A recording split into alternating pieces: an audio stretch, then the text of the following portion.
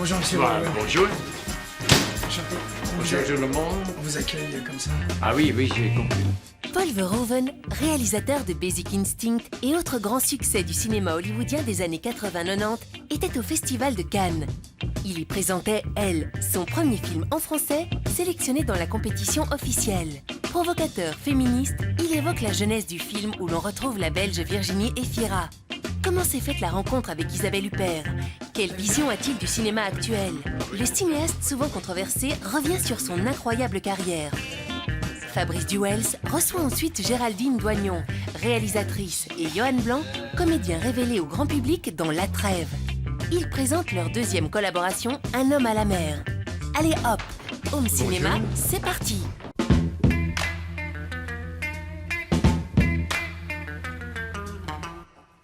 Bonjour monsieur Verhoeven. Je suis vraiment très enchanté et honoré de vous recevoir dans cette émission. Merci beaucoup. Pour plusieurs raisons. D'abord, c'est que votre cinéma est vraiment un cinéma qui m'a énormément apporté, adolescent et même jeune adulte. Et puis surtout parce que vous êtes en grande période de réhabilitation. Aujourd'hui, la Cinémathèque vous consacre énormément de place. Votre nouveau film, Elle, adapté de Philippe Djian, est invité en compétition officielle à Cannes. Qu'est-ce que tu fous là, toi? Allez, rentre.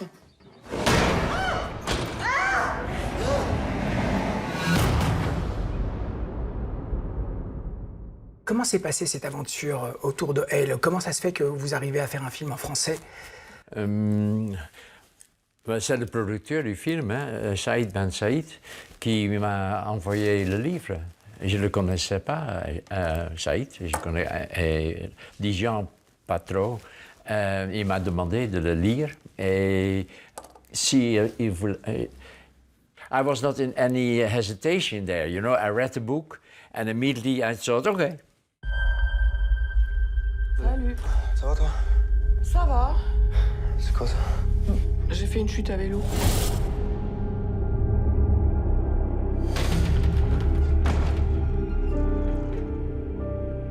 Ce projet, Elle, vous tombe dans les mains. Oui. Et l'idée, c'est de le faire en anglais, au début? Oui, absolument. It was a French book. I read it in French, but then because of the normal commercial reasons, of course, it seemed better to make an American movie. So back in Hollywood? Back in Hollywood, I basically contacted a very good scriptwriter that I had found there for another project that never went forward, in fact, and asked him if he wanted to participate, if he wanted to write the script. Then the book was translated in English. He read the English version. He said yes, and we started working on it. And so we wrote an American script. Et le film n'arrivait pas à se financer comme ça, ou pas?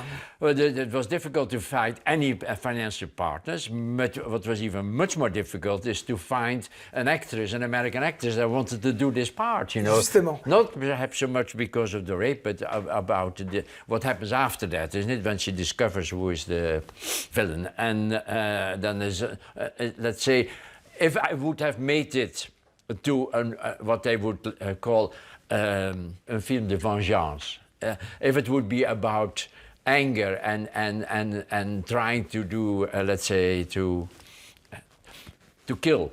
With a payoff. Yeah, payoff. I mean, then it would perhaps be different. But this movie doesn't go there. Mais ça... It goes in a different direction. Oui, mais ce film se fait avec Isabelle Huppert, qui est connue ici pour justement faire fi de toute morale et ne s'intéresser qu'au comportement des personnages. Comment ça s'est passé, cette rencontre avec Isabelle Huppert? Well, Isabelle Huppert wanted to do the movie before I was even involved. She contacted the producer, she contacted the writer, Philippe Dijon, and basically I think they even had a meeting at that time. And it's only after that, basically, that Said sent me the book. So Isabelle wanted to do the movie from the very beginning. She had read the book, she wanted to do it. Est-ce qu'elle connaissait votre travail? But then basically we didn't do that. We didn't go in that direction because we wanted to make an American movie. So with American actresses. And that, of course, after 3-4 months of trying, we failed. It didn't go anywhere. And then Said called me and said, well, you know, I think we're on the wrong way. We should basically go back to original. We should go back to Paris, situate in Paris, do it in French. And the question is, are you willing, are you let's say, do you dare to do this movie in French? That's what he said. J'ai quelque chose à vous dire. Violet? Mon Dieu. Qu'est-ce qu'ils t'ont dit, les flics? T'as pas été les voir? Bon, on commande. Je l'ai pris sur le vif. Il était accroupi dans mes buissons en train d'observer votre maison. Et vous avez vu son visage? Non, il portait un masque ou une espèce de cagoule de ski. Tu la raccompagnes, hein? Non, c'est pas la peine. C'est joli ton truc, là. Tu vas au ski? Quand tu veux, je t'emmène. On devrait être encore ensemble. C'est de ta faute. Tu m'as quitté, Michel. Tu m'as frappé. C'est pas la première fois qu'il se manifeste, hein. Tu pirates les ordinateurs perso de tous les employés. Et c'est grave comme infraction. Mais il y a un fou qui rôde. Non, mais les fous, j'ai l'habitude. C'est ma spécialité. Vous travaillez avec un monument du cinéma français qui est Isabelle Huppert, qui est une actrice absolument prodigieuse, qui amène au film. Isabelle Huppert wanted to do the movie, that one, and basically so she had not all these frustrations and problems with them as that the American actresses had. On top of that, she admired me. She basically Turkish Delight that I did in '73. She had seen that when she was very young, and basically 7, 8 years ago, when there was a retrospective of that film in the Cinematheque, Isabelle Huppert has introduced me, and then she told me that this movie was one of the 3 reasons why she wanted to be an actress, Turkish Delight. Tu t'es bien foutu de ce que je pouvais penser, hein. J'étais dans un déni étrange, mais maintenant j'y vois clair. La plus dangereuse, Michel, c'est tout de même toi. Et tous vos personnages, Monsieur Verhoeven, sont très très ambigus et mystérieux. Tous vos personnages, en fait, vous êtes vraiment connus. Votre cinéma est très connu pour son aspect très provocateur. Le sexe et la violence a toujours été un des moteurs de votre cinéma. The ambiguity is really on different levels. And the ambiguity here is in the moral sector, perhaps, if you want to use that word. The ambiguity of Total Recall is really not in that. Arnold is Arnold, and there is no ambiguity, it's Arnold in it. But the ambiguity is in the narrative. Is this a dream, or is this true? And I think I made this movie because I wanted that both narratives, the dream narrative and the reality narrative, whatever, that they would be parallel and that they would both be true, and there would be not one reality. There would be 2 realities. What do you want? Well, this is going to be very difficult for you to accept, Mr. Quaid. I'm listening. I'm afraid you're not really standing here right now. You know, Doug, you could have fooled me. I'm quite serious. You're not here, and neither am I. Vous dites ça qu'effectivement, il y a toujours un aspect où la réalité rencontre le fantasme. On voit ça dans De Vierdemen, etc. Oui, mais en fait, tout est toujours très ancré dans le réalisme. Votre cinéma est profondément réaliste. Well, that's I think is basically because I'm Dutch. And the Dutch, basically, if you look at the Dutch history of art, for example, and you look at the 17th century, which is the golden age of Dutch art, then you see an enormous amount of realism in these paintings that you would not see in France. Mais c'est un réalisme cru, c'est un réalisme... Non, c'est un réalisme... Il n'y a pas un réalisme cru. Ça n'existe pas. La réalité est crue.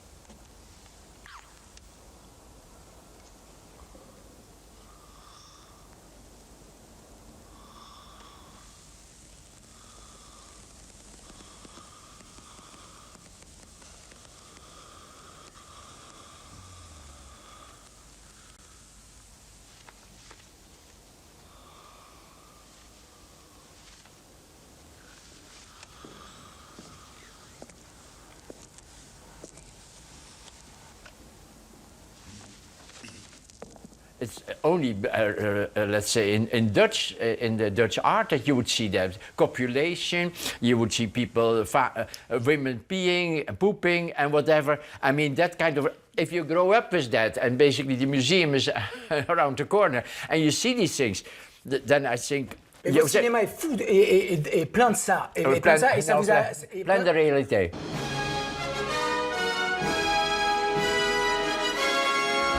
Engagez-vous. Des jeunes venus du monde entier sont prêts à se battre pour l'avenir. Je suis prête à me battre. Je suis prêt à me battre. Je suis prêt à me battre. Je suis prêt à me battre aussi.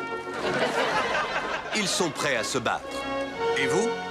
Engagez-vous dans l'infanterie mobile et sauvez le monde. Service planétaire, citoyenneté garantie. Aujourd'hui, le cinéma a énormément changé, même depuis votre période américaine où vous faisiez des blockbusters qui étaient des blockbusters éminemment politiques, très sexués, encore une fois. Comment voyez-vous les blockbusters américains aujourd'hui, les Marvel, les DC Comics, qui sont complètement asexués et où il n'y a plus du tout de caractérisation de personnages? Well, what's very important for them, basically, and for the studios, is that everybody can go into the theater. You know, that there should be no controversial shots, there should be no sexual shots, there should be not anything that is, let's say, controversial is taken out. You know, it's only PG-12 and PG, and the category R, which is 16, and is a little bit restricted, basically has nearly disappeared in American cinema. So that you could also do that in a different way. I mean, like Total Recall, but they don't do that anymore because everything that is a little bit dangerous and that might provoke an R-rated marker Yes. is eliminated. So I think it's a capitalist thing, nothing else. It's really making money as much as possible. Oui, mais à l'époque où vous faisiez Basic Instinct, oui, Total Recall et Robocop, vous étiez protégé par Orion. J'aimerais qu'on parle d'Orion parce que Orion vous a quand même. C'est une boîte absolument insensée, donc qui était tenue par Mario Casar, donc producteur entre autres de Terminator, Robocop et des grands succès des années 90, 90 pardon. Vous avez été protégé. Aujourd'hui, on refait Robocop. Oui. Mais on vide Robocop de toute substance controversielle. Ah oui, bien sûr. Et le public n'y va pas. Ou peu. Oui, parce qu'ils font they continuously make films for people that are 11 years old, you know. I mean, they don't want to make anything adult anymore. So I don't. It's really greed. I mean, at that time that I was working with Orion and with Carolco, with Mike Medavoy, Orion, and Mario Casar, mostly Carolco. You had to, first of all, you worked with the heads of the company directly, like we're sitting here. And on top of that, they were basically saying, you make the movie. We accepted you as the director. If we made one mistake, that we chose you. That's the only mistake that we can make. For the rest, basically, the moment that you go to do the movie, it's all you. You decide. You make the movie. You choose. And that's already over. Everything is in committee now. I mean, it's really impossible to work that way. And that you would have that freedom, that people would really let you go. That basically that was already gone when I did finally Hollow Man, of course. That was already completely interference. C'est le seul film qui vous a échappé, vous pensez? Oui. I had not understood till, say, 1998 or 9, that things had changed because I was always working for these two, Orion and Carolco, was working for these small companies that were basically completely different than so it was already happening before I noticed. I noticed only with the Hollow Man, which was really a studio movie, although Starship Troopers was made by the same group, but that's a story on itself, a very interesting story, in fact, why that was made. Would be impossible to make some movie like Starship Troopers now, no? So, I mean, there has been something happening. Même Basic Instinct, je pense que ce serait très difficile de faire Basic Instinct aujourd'hui. No, you would have to cut out much more stuff. I'd like to speak to Miss Catherine Trammell, please. Is she a suspect? She's a writer. She published a novel. It's about a retired rock and roll star who gets murdered by his girlfriend. You know how she does the boyfriend? With an ice pick. She intended the book to be her alibi. You didn't feel anything for him, you just had sex with him for your book. In the beginning, he gave me a lot of pleasure. You like playing games? Games are fun. En fait, vous faites Basic Instinct de manière complètement libre, Vous êtes très libre quand vous faites Basic Instinct. Oui. C'est un film éminemment sexuel. C'est un film qu'on pourrait plus faire aujourd'hui.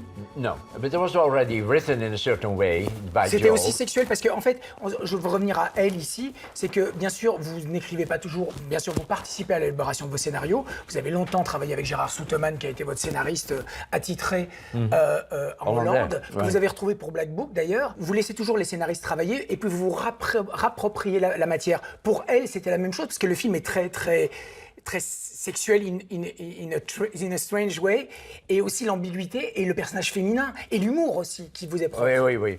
But but that was my way to survive, you know. I mean, that basically that you express yourself, or that you look at the material so precise that you can make it yours. And basically, often by going, asking the scriptwriter to write the scene my way, and then finding out that it is not even working my way, and then realizing why it was written by, let's say, David Burke or by Philippe Dejean. So it's for me an investigation to find out how can I make it personal? Yeah, sure. And I spent a lot. Even the storyboarding is part of that process to make it mine. I draw it, and when I'm drawing, I get ideas and this and that. So basically, I get deeper and deeper and deeper into the script. And at the end, basically, when you're shooting, you have to be spending 6-7 months thinking about in your head and visualizing it. Jusqu'où irais-tu pour Tim et les autres? Tout le monde dit, suis-je prête à baiser? Ich bin die fesche Lola, mich liebt ein jedermann. Doch an mein Piano, da lass ich keinen ran. Est-ce que vous pensez que vous avez fait avancer la cause des femmes avec votre cinéma? Well, basically, when I was in Paris last week, basically I have been accused, I put it under parentheses, I was accused of being a feminist. Mais c'est marrant parce qu'à l'époque, on vous reprochait d'être misogyne. Yeah, but I don't feel... On vous a tout reproché, on vous a reproché d'être misogyne, fasciste. I think it's natural. I don't think I'm a feminist. It really comes down that I like women very much. I adore women, and I've always had throughout my life. I think women are extremely, even in elementary school, high school, university, I think they were always, let's say, point one, better in class than I ever was. And I think when you grow up that way, always in mixed classes, and then you start to see that in a natural way, you start to accept that women are completely equal with men, and basically, and as there is this disbalance in general, of course, I think for me it's a pleasure to emphasize the female side because I love them anyhow. But of course, I worked with Michael Douglas and Rutger Hauer and Schwarzenegger and Kevin Bacon. I mean, I do also movies with male stars, of course. I'm not going to make movies because it's a woman.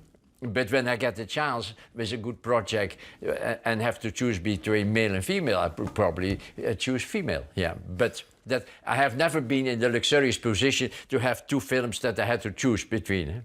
Je vous remercie beaucoup, Monsieur Morgan. Well, it was very un honneur et un interesting. plaisir. I think we had a nice discussion. C'était fascinant. Merci beaucoup. Okay, a pleasure. Thank you very much.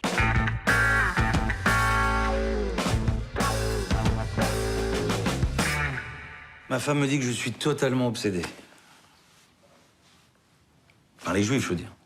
Que je pense qu'à ça, que je parle que de ça. On ne peut plus en parler de toute façon. La France est littéralement envahie. Oui, les juifs sont partout. Tu savais, toi, qu'il y avait des juifs en Chine? Même là-bas. Et ils chantent, en plus, c'est con. En chinois? Non, en hébreu, avec un accent chinois. Yvan se sent persécuté par un antisémitisme grandissant et s'entend régulièrement dire qu'il exagère. Yvan Attal a eu envie de faire ce film dont le sujet est l'antisémitisme, pas les juifs. Une tragicomédie difficile à financer car le sujet fait peur. Un casting royal avec François Damiens et un Benoît Poelvoorde antisémite haut en couleur. Vous aimez toutes les deux et ça remet pas du tout en cause ce qu'on ressent pour vous, d'accord? Puis peut-être qu'on se séparera pas. Peut-être qu'on va rester tous ensemble ici. Papa. Quoi? Je suis rentré, j'ai fini un peu plus tôt. Tu gardes tes jours, s'il te plaît. Moi, j'ai mes jours, toi, t'as tes jours. C'est moi là aujourd'hui. Elle a 6 jours et il a 6 jours. Tu vas où? Je vais en week-end, je vous l'avais dit. Dis-moi, tu vas te mettre à chercher quand? Chercher quoi? Un appartement. Tu prends jusqu'à toi et tu t'en vas. La moitié. Un tiers. La moitié. Après 15 ans de vie commune, Marie et Boris se séparent. À l'heure des comptes, aucun des deux ne veut lâcher sur ce qu'ils jugent avoir apporté. Ce 7e film, réalisé par Joachim Lafosse, était à la quinzaine des réalisateurs au Festival de Cannes, sa seconde sélection dans cette catégorie après Élèves libres en 2008. Bérénice Bejo et Cédric Kahn interprètent ce couple en rupture, forcé à la cohabitation.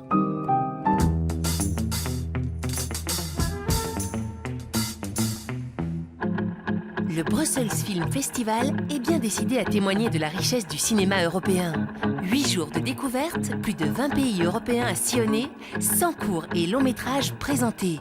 Le Brussels Film Festival se tient du 17 au 24 juin à Flagey. Info sur brusselsfilmfestival.be.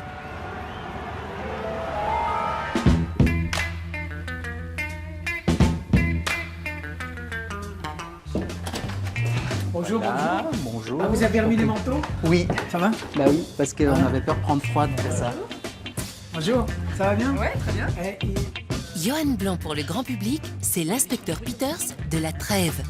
Le comédien d'origine suisse, formé au théâtre, est aujourd'hui à l'affiche de Un homme à la mer de Géraldine Doignon. Il accompagne sa réalisatrice pour évoquer leur deuxième expérience en commun.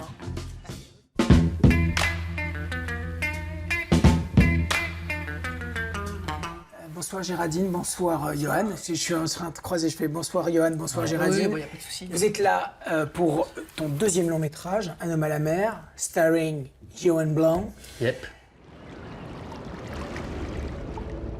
Alors ça avance, la recherche?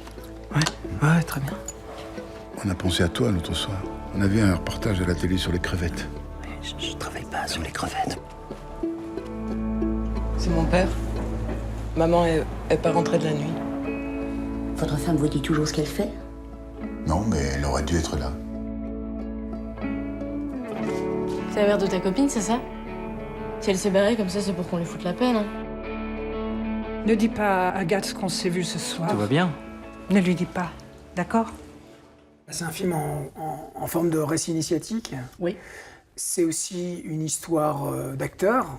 Oui. C'est votre deuxième long métrage ensemble. Ouais. Hein, vous aviez fait De leur vivant ensemble. Donc Géraldine, juste pour te présenter un petit peu, tu as fait énormément de courts-métrages.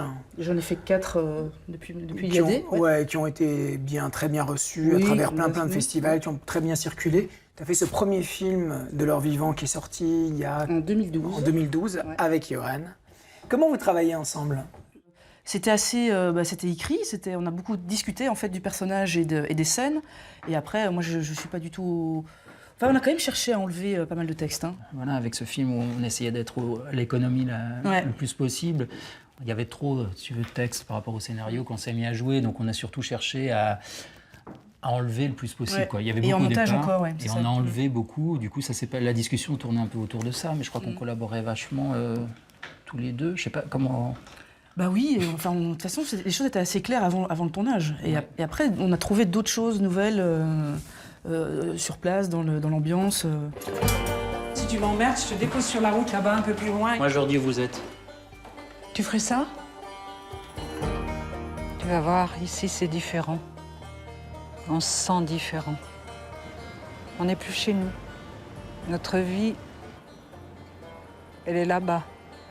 J'en peux plus de votre labo de merde. Voilà, j'en peux plus. Allez vous faire foutre, connard! Depuis, il y a eu un phénomène de société dans la Belgique francophone qui est La Trêve, hein, starring Johan Blanc. Oh yes. Vous croyez en Dieu? Non. Pas vraiment. C'est dangereux de mettre du sens là où il n'y en a pas. Ça peut vous rendre fou. Est-ce que la volonté de retarder, par exemple, la sortie du film, est-ce qu'elle est influencée par le succès de La Trêve? Est-ce qu'à un moment donné, on s'est dit, on attend que La Trêve se termine, on assied la notoriété qui émerge de Johan en Belgique pour sortir le film? C'était le pari, parce qu'en fait, c'est Hélicotron qui produit les deux. Donc, même société de production pour mon film, même société de production pour La Trêve. Et avec Anthony Ray, on s'est vraiment dit, attendons de voir comment est reçue La Trêve, quel impact ça a, si ça marche, c'est génial. Donc, ce serait trop bête de sortir avant, si La Trêve fonctionne bien et est vue par un maximum de gens. Donc oui, on a attendu. Et moi, j'étais assez convaincue que ça allait marcher. Les gens croient pour combler le vide. Je pense que je préfère encore le vide. Moi, Yoann, je le connais depuis très longtemps, je le connais depuis une dizaine d'années, je le connais du théâtre, je suis tout son parcours. On a déjà fait des films ensemble, voilà. Et évidemment, moi, j'arrête pas de dire, c'est un grand comédien, il a un talent fou, etc. Et donc, évidemment, moi, je me réjouis des gens. Mais tu connaissais, toi, Yoann Blanc ? Ben oui, bien sûr, je le connais et je sais la qualité de son travail. Donc, évidemment, c'est un peu un juste retour des choses et voilà, que le grand public se rende compte enfin que oui, il y a plein de super comédiens ici, bien sûr, c'est génial. Parce qu'en fait, on parle beaucoup du cinéma belge depuis quelques années.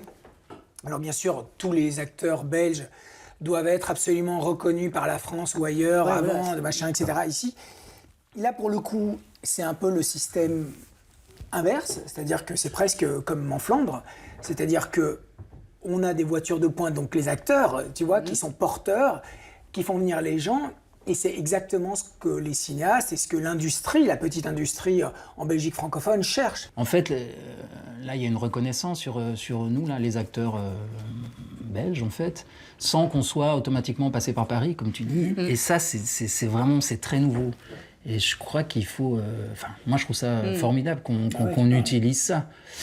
Il faut entretenir ça. Et c'était aussi ça l'idée, je pense, quand Wallonie-Bruxelles a mis de l'argent dans les séries RTB, c'était aussi cette volonté-là, qui était de faire comme ils font en Flandre, si tu veux, où les gens, quand ils vont au cinéma, ils reconnaissent les acteurs qu'ils ont vus à la télé chez eux, quoi. Est-ce que ta vie a changé ? Je veux dire, est-ce qu'on te reconnaît ? Parce que Catherine Salé nous disait maintenant, quand je vais chez ma bouchère ou mon boulanger, il me reconnaît, il me parle de La Trêve. Est-ce que dans la rue, tu as ce truc de proximité ? Ouais, alors moi, la différence avec Catherine Salé, c'est que je porte la barbe. Alors, si tu veux, je me cache un peu plus. Donc, non, mais oui, on me reconnaît un peu dans la rue, dans la vie, tout ça. Ça, c'est assez chouette, mais les gens sont très gentils, donc c'est plutôt chouette. Mon père dit que pour être heureux, il faut se contenter de ce qu'on a. Pas se poser de questions. Il est heureux, ton père ? Non.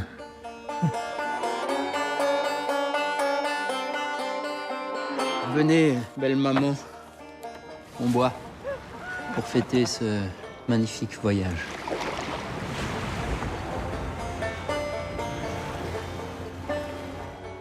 Comment est-ce que tu perçois Yoann comme comédien ? Moi, ce que je trouve d'assez immédiat chez Yoann, c'est qu'il y a toute la complexité. Il peut être à la fois hyper sérieux, hyper fermé, comme on a essayé de travailler au début du film. Et après, il peut tout d'un coup avoir un sourire ou un regard qui illumine son visage. Et donc moi, ce que j'aimais, c'est ça, c'est toute la complexité qu'il peut avoir. Et ce qui est chouette, c'est qu'on a essayé plein de choses avec Colin Lévesque, le chef opérateur, qui était tout le temps sur le dos de Yoann. Ouais, t'es beaucoup sur mon dos. C'est un peu trop, hein. Non, mais les derniers jours, je rêvais qu'il me filmait pendant que je dormais, quoi. Tu vois, tellement il était sur moi. Voilà, et donc ça, c'est super, parce qu'on essaye vraiment de faire un travail d'équipe où il est vraiment dans l'équipe. Il n'est pas le comédien qu'on va chercher à la dernière minute. On travaille ensemble et on cherche ensemble, quoi. Et toi, Yoann, comment est-ce que tu perçois le travail de Géraldine ? Géraldine, elle est très attachée à des choses très fines dans les personnages, quoi.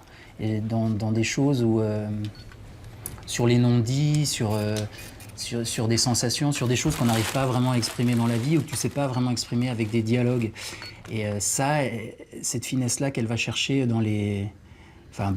chez les acteurs, c'est un truc super, quoi. On peut dire que vous êtes partenaires, que vous êtes collaborateurs, vraiment ? Oui. Ouais. Ouais, bon. C'est bien dit. Et bien, sur ces sages paroles, je vous remercie. Merci à toi. Longue vie au film, qui sort bientôt. Ouais. Merci d'être passé. Merci Fabrice. Merci. Ajoutons que cette émission est visible également sur le site de BTV et celui de Cinevox, notre partenaire.